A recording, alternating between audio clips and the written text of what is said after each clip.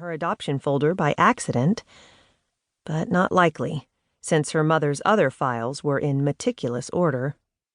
According to Zillow, number 237 was last sold 70 years ago. Presley assumes to this woman's parents. The official website for the town of Hope Springs identifies the owners of said property as Samuel M. and Carolyn H. Townsend. For what it's worth, the free online background check Presley conducted lists additional occupants of the home as Anna and Rita Townsend, presumably Sam and Carolyn's daughters. But this woman must be Rita because, according to Facebook, Anna Townsend, originally from Hope Springs and a graduate of Hope Springs High School, currently lives in Washington State. This woman appears in her upper 40s, no older than 50. Presley is 30 years old, which makes the timing right for that woman to have had an unwanted pregnancy in her late teens or early 20s.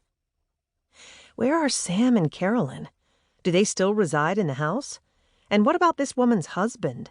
Is he late coming home from work? Or is she divorced? The woman ends her call and drops her phone into her purse. Removing the mail from the black box to the right of the blue door, she sits down on the front steps and sorts through a stack of envelopes. She's smiling now, her phone conversation apparently forgotten. Presley is tempted to introduce herself. But what would she say? "Hey, you don't know me, but I think I may be your daughter." The woman looks up from the mail and across the street at Presley. They lock eyes for a fraction of a second. A shiver runs down Presley's spine, and she averts her eyes. Did the woman see her? Is she making note of the license plate number and make and model of the rental car? Presley's not ready for this. Breathing deeply so as not to hyperventilate, she starts the engine and drives off. She heads north to Main Street and west for another 6 blocks to the inn at Hope Springs Farm. When researching hotels for the long weekend stay, she was intrigued to see the prominent luxury property had recently reopened after extensive renovations. She's booked herself a suite. After what she's been through the past 18 months, a little pampering is justified.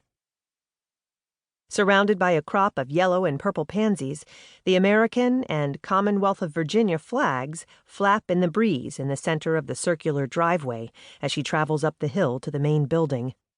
Under the portico, a uniformed bellman awaits her arrival. Opening her car door, he says, "Welcome to Hope Springs Farm. Are you checking in this evening?" "Yes, sir. Presley Ingram is my name." She hands him the car keys and a $10 tip.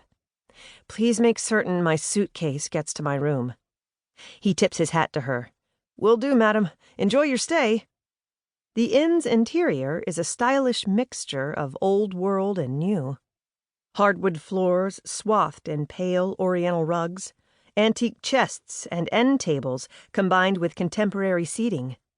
Presley feels as though she's back home in her mother's house in Nashville as she makes her way through the wide front hall to the reception desk.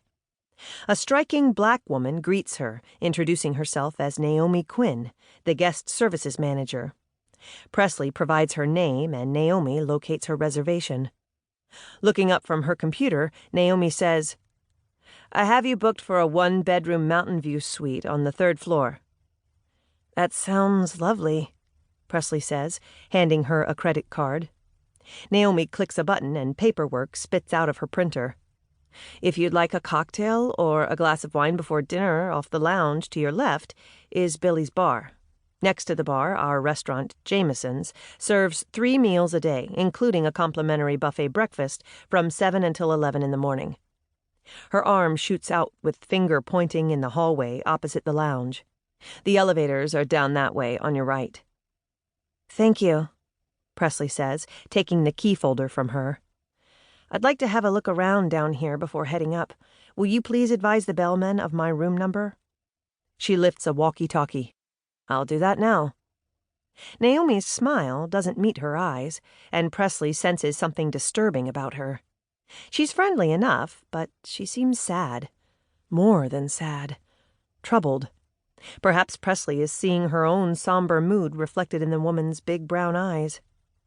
Renee had always viewed Presley's uncanny ability to read other people's feelings as a curse, but she finds her people reader helpful in gauging how to respond to them.